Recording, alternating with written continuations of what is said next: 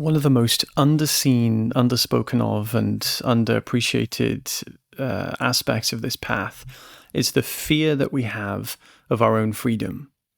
And the reason for this is because we're so commonly told that enlightenment means basically, it does mean this, but you're probably misinterpreting it, complete surrender of all sense of individuality, the belief in individuality. But it's positioned as you lose all individuality. You don't lose individuality, but this is what we're kind of told, which makes us fear what we would call enlightenment. And it makes us put enlightenment on a pedestal. And when enlightenment's on that, you're going to constantly perpetuate belittling your sense of identity, because you'll never be able to accept an identity that you deem as higher than what you currently have, because you would believe that that is egoic, because your current self believes that if I'm more than, I'm egoic, if I'm less than, I'm egoic, so I'll just stay in this perfect place in the middle. What you're doing is you're wedging yourself within your judgments of the pedestal, your judgments of less than. And that is where your separate self lives. And what happens is we ultimately fear the same thing. There's no other thing that we fear. We fear losing what is essential to us. And that can be our kids, that could be our dogs, or that could be our true self, whatever we think our self is at that time. It's always the same fear. The fear that whatever I am, whatever's essential to me, will someday stop existing. It'll just blip, like absolute, won't be there anymore, can never wake up, absolute obliteration. And the next problem is we don't know that that is what we fear, because we fracture and, you could say, diversify that one fear into loads of preliminary tiny fears, like I fear my dog dying, I fear my kids dying, I fear showing up online, And one of the lovely members of my community was on a research call with me not too long ago. And she told me that she had absolutely no fear of death. She was so confident. But then when it came to, potentially posting YouTube videos online, she was scared by that, you see? So you do fear obliteration. That's literally the only fear you can ever have. It's just the obliteration of what, right? In her instance, it would have been the obliteration of being judged. You see, when we're judged, our sense of existence is stripped. It's as though when we're judged, or when we judge, it's the same thing. Whenever we're judging someone else, we're actually judging ourselves inadvertently. It's like we're judging the mirror instead of the self, you see? It's like judging ourselves in the mirror is the same as judging our actual, self. So what we're really doing is we are avoiding at all costs any possibility of losing something we believe is essential to us. So if you have, if you believe your kids are essential to you, they're an essential part of your identity, you're going to be very scared about them dying. You might think, I don't fear my own death, I fear my kids' death. No, your kids are the outward reflection of something you believe is essential to you, which is your happiness, really. They are the outward expression of your happiness. They're not your happiness, they're the outward expression, the manifestation of your happiness. And if you believe, because happiness is essential to you, you are essential to you, if you lose that, you feel like you lose a part of yourself that is essential to you. That's what death is. I don't want to lose something that is essential to me. So on the spiritual path, with that as the pretext, what we're kind of moving into is the disappearance of absolutely everything that isn't essential to us. And if there is some part of the things that aren't essential to us that we have given the privilege of being essential to us, we're going to fear losing them. And this is why the Buddhist traditions and the Indian traditions are so big on non-attachment. They don't mean don't be attached to things. This is where the translations can get convoluted. You can be attached to your kids, right? You're not going to have kids and not be attached to them. The attachment to your kids, the identification with your kids is the reason that you pick up your kids from school and not somebody else's kids, right? It's the reason that, you feed your kids at the park and you don't go around feeding other kids, right? That would be weird. You're attached to your kids. They're your children.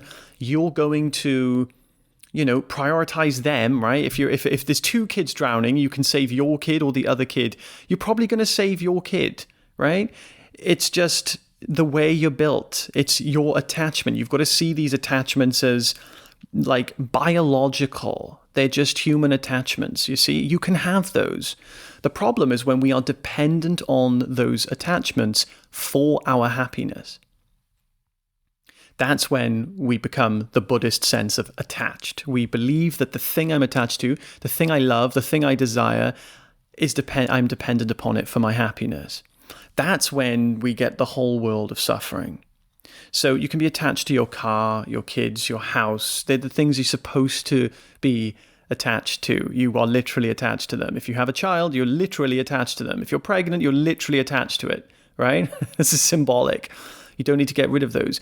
The issue is when we believe that we're going to basically die if those things disappear. And we might not verbalize it like I'm going to die if this thing dies or if this person dies, but that's basically what we believe. So this is going to make us fear our own enlightenment. And our enlightenment is just the complete dissolution of any belief that we are an individual. It's not the end of being an individual. It's the end of the belief in being an individual, which is a very different thing, because it means that your sense of being individual is something you never lose. You're not going to lose your sense of being an individual, because if you didn't have a sense of being an individual, you wouldn't even render the fact that you were anything at all. You see, you wouldn't render experience. Just like when you go to deep sleep at night, every time you go to bed, you don't think, "Oh God, I'm going to lose my sense of individuality tonight. I don't want to do that," right? You don't. You love it. You enjoy it. You wake up and you'd feel like nothing had changed. You feel like nothing happened. So if there is an experience where you had some lack of individuality, it wouldn't be a lack of individuality.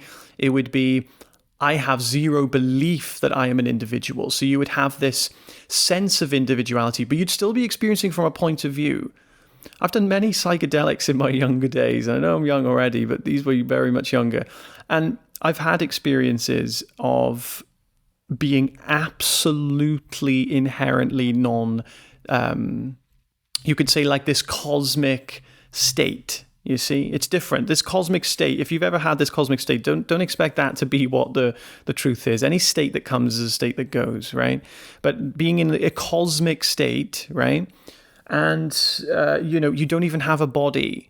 You don't have a body. You have absolutely no sense of a body, but you're still centered. There's still a center of experience somehow. And in that non-bodily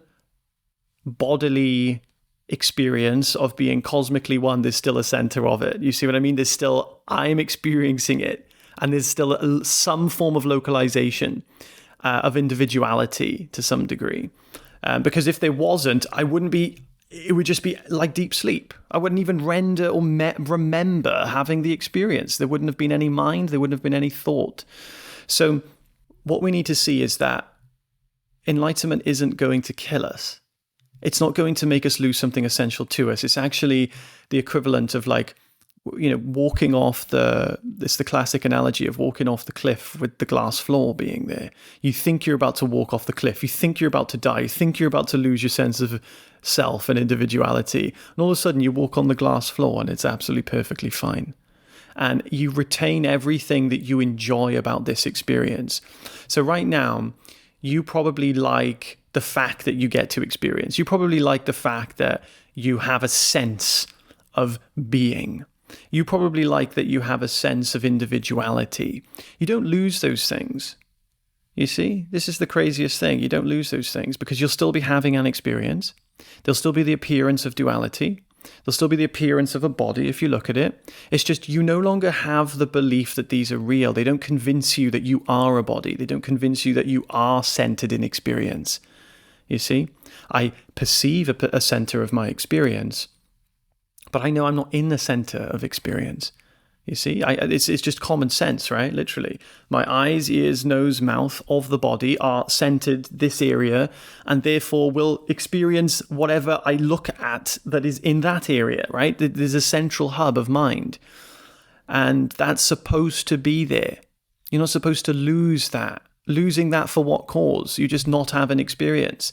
Well, that's kind of what death is. If you want to unalive yourself, then, that's what experiencing not having a center would be, but you can't do that anyway because it's impossible and you'll just continue having experience. So you can't even do that. So you won't lose that. This is something key to see. This fear is probably holding you back without you even realizing it. So realize it. Realize that what you fear will never even appear. It will never actually arise. And this will allow you the freedom to give yourself permission to be free. You have to give yourself permission, because what happens is you're going to believe that you need to have or achieved or have experienced certain things in order to just give yourself permission to be happy. That's what it all comes down to. You can give yourself permission to be happy right now. There'll probably be reasons why you don't want to, and that's why people like me and others are here, just to share and invite an open opportunity to see things in a different way. If you don't want to, just carry on as you are. I have a community where you can ask me any questions that you like. If you have questions, what I'm going to start doing is doing YouTube videos where I actually go through questions people ask me in the comments. So if you have any questions, leave them in the comments. If you'd like to join the community and actually speak to me in person, well, not in person, but on a call, completely for free, just do that, click the link, and I'll see you there. Or subscribe if you haven't. That would be a nice thing too. Bye.